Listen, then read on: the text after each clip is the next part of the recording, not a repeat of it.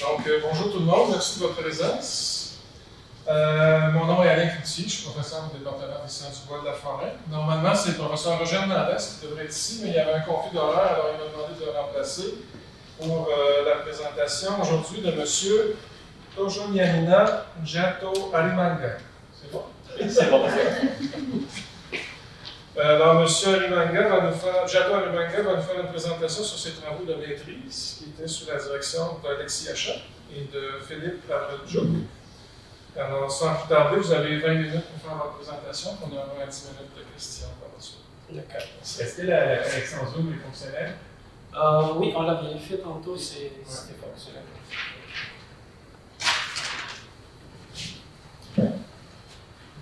Bonjour à tout le monde, bienvenue aujourd'hui sur ma présentation de mon projet de maîtrise qui s'intitule Caractérisation physique et chimique du bois d'érable à sucre en fonction du niveau d'avancement de la coloration sous la direction d'Alexis Achat et de Philippe Lavredjouk.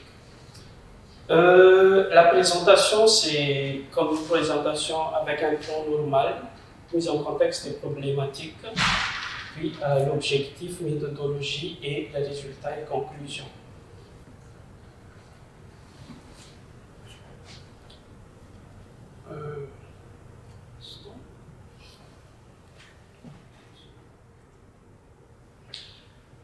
Mise en contexte des problématiques, j'ai divisé en deux le contexte de mon étude, contexte industriel et contexte scientifique. Dans le contexte industriel, le cas actuellement, c'est qu'il y a un faible approvisionnement en bois d'érable à sucre provenant des régions situées à la limite nordique de l'aire de la distribution de l'espèce au Québec.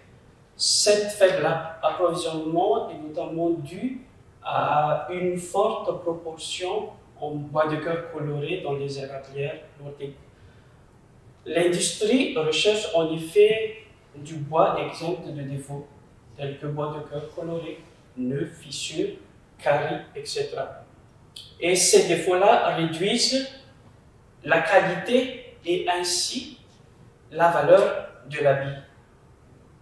Selon le syndicat des propriétaires forestiers de la région de Québec, la qualité de l'érable à sucre est de perte d'un grade si le bois contient 40 à 60% de bois de cœur coloré et à plus de 60% de cœur, il y aura perte de 2 grades. Dans le contexte scientifique, les études antérieures ont montré que l'érable à sucre n'a pas de bois de cœur discernable. L'altération de la couleur qu'on constate sur le bois d'érable à sucre est due à une infection fongique due à une blessure ou à un traumatisme. Et cette altération-là, après l'attaque de micro-organismes, l'arbre se défend à travers un système de compartimentage, CODIT, Compartmentalization of Decay, Damage, Dysfunction, Increase, donc modèle développé par Alex et Chico. Donc, après l'attaque de micro-organismes, l'arbre se défend à travers un système de compartimentage composé de 4 murs. Il y en a 4 murs, 1, 2, 3 et 4 sur le tangentiel. Donc, après l'attaque de ce micro-organisme, l'arbre se défend donc à travers ce système de compartimentage. Et ce système de compartimentage, le système de défense de l'arbre, crée des modifications anatomiques dans l'arbre. Donc, ces modifications-là modifient également les composants organiques et les composants inorganiques dans le bois. Dans le cas du composant inorganique, les études antérieures ont montré que il y a des concentrations très élevées en calcium, en magnésium, en manganèse et en potassium dans les cellules d'érable à sucre coloré contenant des cristaux. Ces études-là se sont avec des études descriptives, donc à travers d'analyses de cendres du bois d'érable à sucre. La distribution au niveau cellulaire de ces minéraux-là ne sont pas encore connus jusqu'à maintenant, ainsi que le processus de formation des cristaux dans le cas du bois d'érable à sucre. Pour comprendre le mécanisme de formation de la coloration, il est important de connaître d'abord l'identité des cristaux, afin de savoir après ce qui a le mécanisme de formation de ces cristaux-là. Et aussi, il est important de comprendre la distribution de ces minéraux dans les cellules du bois.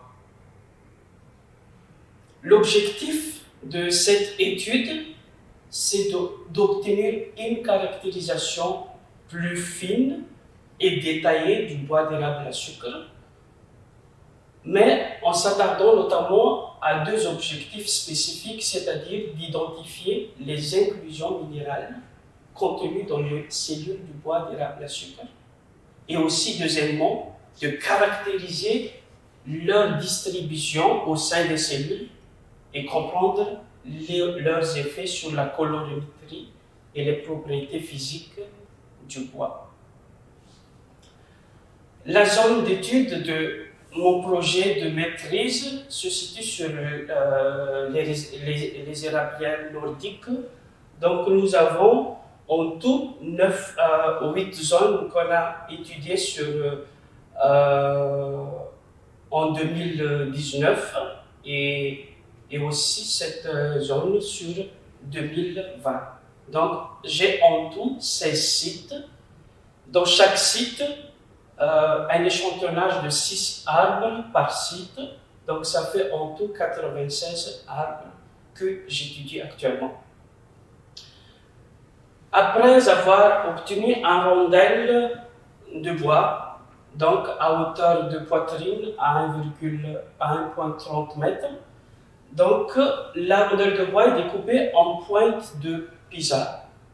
Donc dans ce point-là, je vais découper une partie pour faire une barrette radiale pour l'analyse d'image et aussi une éprouvette cubique d'1 cm d'arête pour l'analyse au microscope MEB et la colorimétrie. Et l'autre pointe, je vais faire une analyse de la densité et l'humidité. La méthodologie pour cette recherche, c'est cette étude préliminaire parce qu'il y aura encore une suite à faire, parce que je n'ai pas encore terminé ma maîtrise. Donc, il y aura une mesure de la densité basale et de la teneur en humidité selon les normes ASTM. Et après, numérisation de la barrette radiale. Il y aura après une cartographie chimique par microfluorescence X.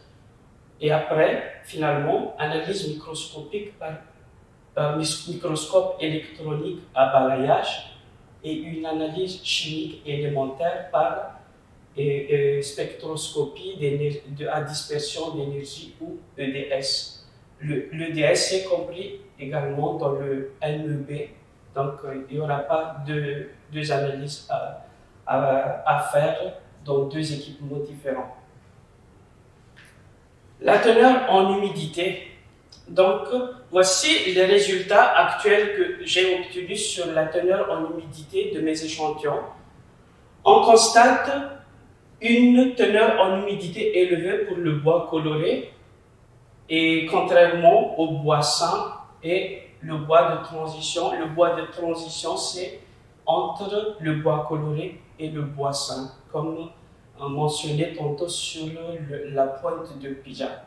Le rapport entre la teneur en humidité du bois coloré et la teneur en humidité du bois sain est de 1,4.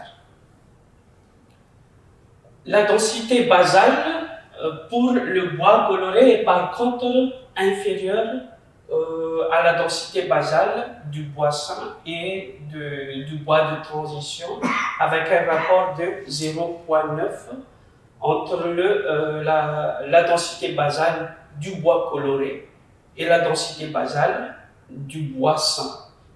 Donc c'est notamment dû à la carie et aussi les vides créés par la carie et les fissures dans les échantillons, dans le bois coloré. J'ai numérisé la barrette radiale et on constate avec ces barrettes radiales-là que on voit d'abord les caries et à travers les caries, on voit des lignes de démarcation, les murs du système de compartimentage. Là, on voit ici le mur 4. Il y a aussi, on voit aussi des fissures, pas seulement à partir de la moelle, mais également à l'intérieur de la barrette. Donc, l'étude ne porte pas encore actuellement sur la cause de ces fissures-là, mais on fait juste la caractérisation actuellement. Sur cette image qui suit, on voit aussi plusieurs fentes dans le bois d'érable à sucre. On voit une fente généralisée qui est aussi marquée par des lignes de démarcation du système de compartimentage, le mur 4, et aussi plusieurs fentes micro-fissures dans le cellule du bois d'érable à sucre, des érablières nordiques. On voit très bien aussi les lignes sur l'image avec analyse d'image inversée. On voit ici la cartographie chimique par microfluorescence de rayon X. On a analysé 3 éléments, le potassium, le calcium et le manganèse. Le potassium en bleu, le calcium en jaune et le manganèse en rouge.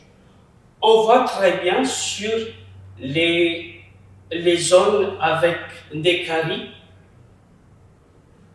une forte concentration de couleur jaune et de couleur rouge, donc du calcium et du manganèse. Sur l'image qui suit, on voit très bien la cartographie du calcium, les points où on trouve les fortes concentrations de calcium, notamment sur la moelle et une partie dans les fissures. Ça, c'est une analyse de la face transversale. La cartographie du potassium, on voit notamment sur la carie, mais pas trop dans la zone colorée. Et la cartographie du manganèse, on le voit notamment aussi dans la carie et aussi dans quelques zones. Si on regarde la photo,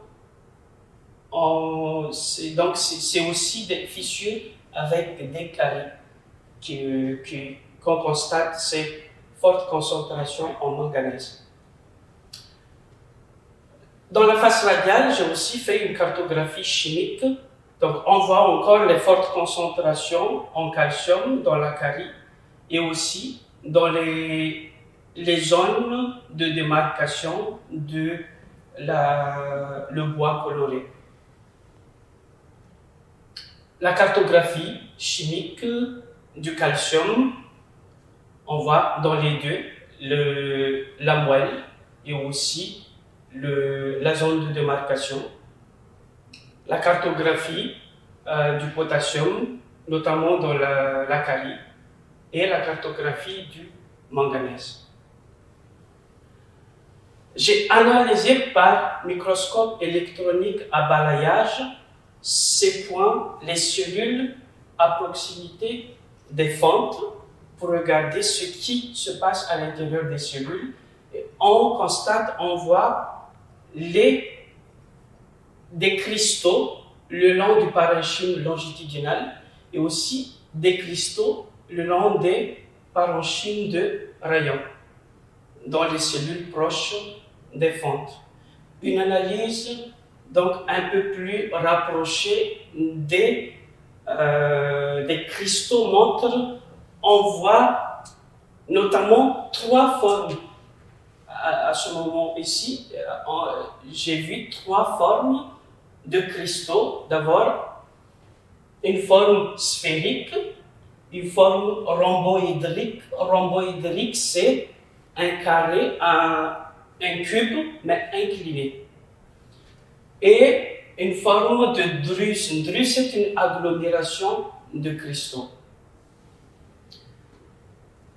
Et l'analyse chimique par EDS de ces cristaux-là, on a vu donc une forte concentration de calcium dans les cristaux, notamment ici, donc une analyse typique des résultats, on voit une concentration à 20% de calcium dans les cristaux, à 28% de carbone et à 41% d'oxygène. On constate aussi une teneur en P à 1,5.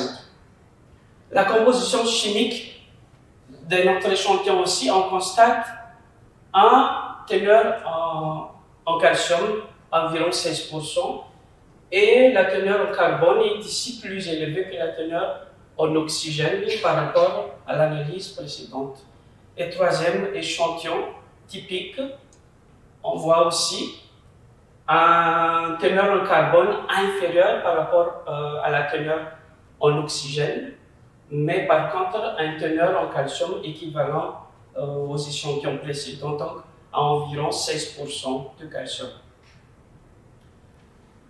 Ces analyses au microscope électronique à balayage, donc avec une teneur élevée en calcium, le rapport entre le carbone et l'oxygène et la forme des cristaux suggère que ces cristaux-là, il peut s'agir d'oxalate de calcium ou de carbonate de calcium.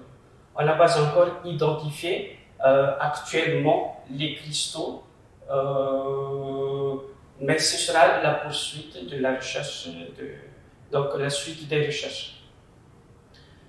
Les cristaux sphériques et rhomboédriques pourraient être de la vatérite et de la calcite, parce que la structure cristalline de la vatérite est sphérique et la structure cristalline de la calcite est rhomboédrique. Les cristaux sous forme de druse, on pourrait s'agir des oxalates de calcium parce que un cristaux composé à forte teneur en calcium, seuls les druses les oxalates de calcium ont une structure cristalline sous forme de druse. Et la présence de cristaux sur l'appareil solaire proche de la fonte et la couleur de la calice sur le bois indiquent une activité de champignons de pourriture blanche. L'origine supposée des cristaux, c'est une entrée d'air dans l'arbre à travers les fentes. Donc, l'air entre à travers les fentes. Il y aura après une entrée des champignons à travers les fentes, suivie de leur évasion dans les cellules du bois. Et enfin, une réaction chimique de décomposition de polymères du bois par les champignons et qui entraîne une destruction des cellules et synthèse de cristaux. En conclusion, pour cette étude préliminaire, le bois de cœur des érablières nordiques contient de la carie et des fentes dans la moelle et se propage jusqu'à l'aubier. La forte teneur en calcium constatée sur la carie et les cellules à proximité des fentes était due à des cristaux. L'analyse au microscope électronique à balayage montre que les cristaux étaient sphériques, rhomboédriques et sous forme de druse et sont localisés principalement dans le parenchyme longitudinal et dans le parenchyme de rayon. La forme des cristaux suggère qu'il pourrait s'agir d'oxalate de calcium et de carbonate de calcium. La présence de fentes affecte la teneur en humidité et la densité basale du bois. Le bois coloré avec des fentes a une teneur en humidité plus élevée par rapport au bois non coloré, et le bois sain, en revanche, a une densité basale plus élevée que le bois coloré. La poursuite de la recherche que j'entame actuellement, c'est l'identification des cristaux, soit à travers la spectroscopie Raman, je n'ai pas encore obtenu le résultat actuellement, soit par diffractomètre à rayon X. Donc, on transforme le bois sous forme de poudre pour regarder l'identité des cristaux après. Et la composition chimique élémentaire par EDS du bois sain et du bois coloré, donc dans les zones proches, pas dans les zones de démarcation, ni dans l'acarie, mais dans les zones colorées seulement, et analyse de la colorimétrie par spectrophotomètre, après des analyses statistiques. Donc, avant de conclure cette présentation, je voudrais remercier ces personnes ici, Benoît Saint-Pierre, Paul Desaulniers, Daniel Bourgault et Luc Germain pour la formation et l'appui au laboratoire du CRMR, Aurélien Herman pour la formation et l'appui sur l'utilisation du spectromètre Raman, et Suzy Côté du laboratoire de micro-analyse du département de géologie et génie géologique pour l'analyse aux microfluorescence X. Donc, et finalement, Pascal Chevalier du Centre de recherche du CHU du Québec, Université Laval, pour la formation et l'appui analyse au microscope électronique à balayage. Cette recherche a été financée par le ministère des Ressources naturelles et des Forêts du Québec, le Conseil de recherche en sciences naturelles et génie du Canada et l'Université Laval, à travers la bourse citoyenne et citoyenne du monde, volet Excellence. Je vous remercie de votre attention. Nous sommes.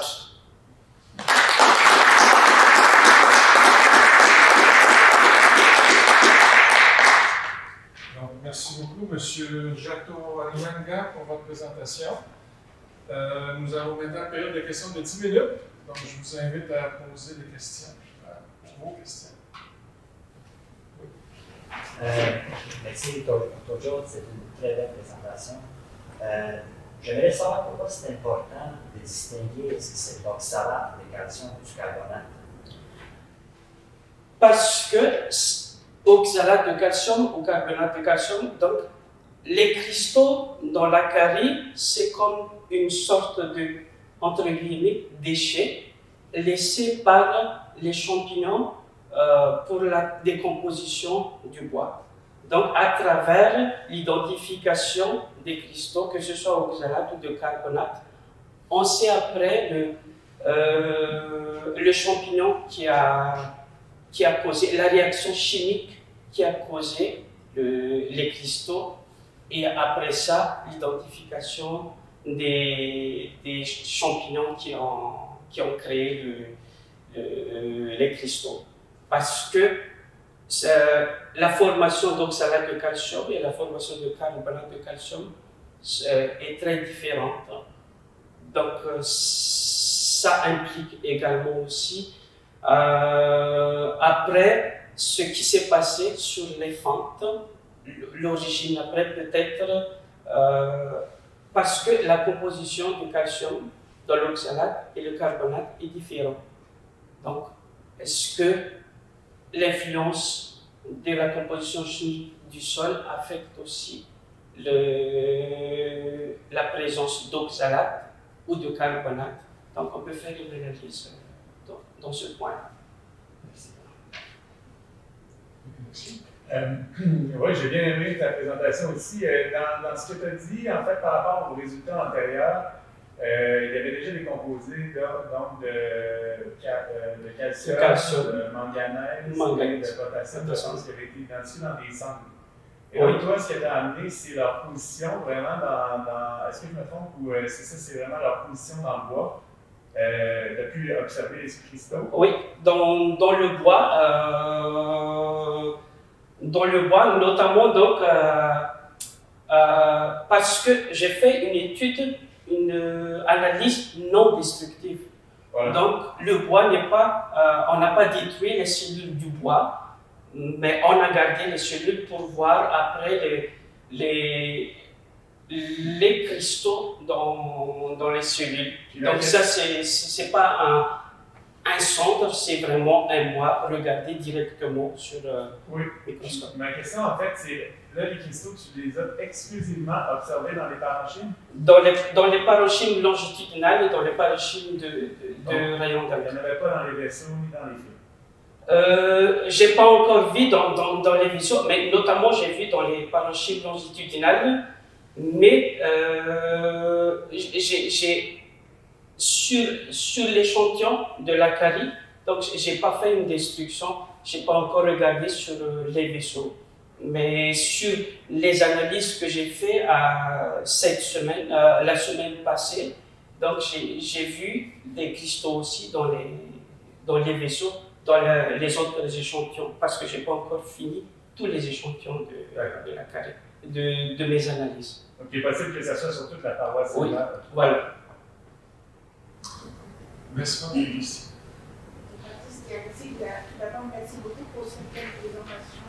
J'ai l'impression que c'est pas juste des étapes élémentaires. J'ai deux petites questions. Je me demande, est-ce que tu as prévu, par exemple, d'analyser un peu le sol, juste pour comprendre aussi le lien entre carie et sol?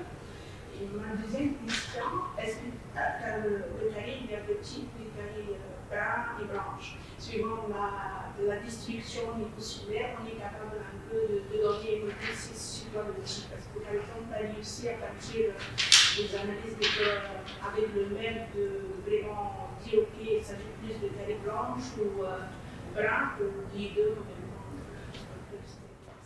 D'accord, merci. La première question, c'était en rapport avec la composition chimique du sol. La composition chimique du sol l'analyse est déjà effectuée par le ministère. J'ai donc déjà les bases de données pour la composition chimique du sol. Je vais faire une analyse après pour regarder la relation entre la composition chimique du sol et la composition chimique du bois coloré, notamment. Et deuxième question, on avait les structures n'est pas donc sous forme de pourriture cubique, donc c'est vraiment de la pourriture blanche qu'on a sur nos échantillons. D'autres questions? Ben, merci toujours pour la présentation, c'était super. Là, je t'invite à te projeter dans l'avenir. Une fois que ta maîtrise va être terminée, ces résultats-là, concrètement, entre autres, le lien avec le sol, le lien avec quel type de cristaux on a, c'est quoi l'importance de ça pour que ce soit l'industrie ou au Québec? C'est quoi les retombées finalement de ton projet? Comment tu vois ça? Donc, premièrement, d'abord, c'est connaître les origines de la coloration des érablières nordiques. Même si on a déjà actuellement une hypothèse, j'ai voulu garder d'abord l'hypothèse vraiment à la fin de mes recherches pour avoir plus de données que de faire une hypothèse préliminaire. Donc, on connaît la cause de ces érablières de la coloration des érablières nordiques. C'est notamment en rapport pour l'industrie. Est-ce que finalement donc les érablières nordiques l'approvisionnement sera toujours faible après, ou est-ce qu'ils peuvent augmenter leur approvisionnement, mais dans des endroits précis, parce qu'il y a moins de coloration que dans d'autres endroits. Et aussi, d'un autre côté, parce que scientifiquement, il y a très peu de recherches sur l'érable à sucre concernant la coloration et une analyse non destructive des érablières, des érables à sucre. Donc cette étude, ce sera un moyen aussi pour d'autres étudiants, pour d'autres chercheurs, de rechercher dans ce point-là sur les érables à sucre, donc pour avoir un peu plus de données.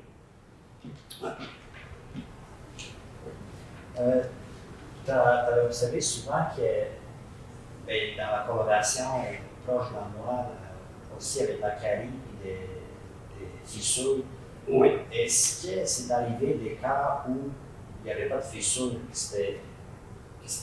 on aurait pu dire que c'est du bois simple, ou t'en as-tu observé des cas comme ça? À peu près ici, donc, j'ai 20% d'échantillons qui n'a pas de fissure sur les barrettes radiales. J'en suis actuellement sur l'analyse de ces échantillons-là. Mais il pourrait aussi que la fissure n'est pas sur la hauteur de poitrine, mais vraiment peut-être en bas, je dirais à 50 mètres du sol, où la fissure à créer n'a pas, et ces fissures-là ne se sont pas propagées jusqu'à une hauteur. Par contre, la coloration constatée sur les barrettes qui n'a pas de fissure, on peut dire qu'il y a déjà quelque part, que ce soit sur l'écorce ou vraiment dans le fond, même dans la racine, des traumatismes ou des blessures qui ont causé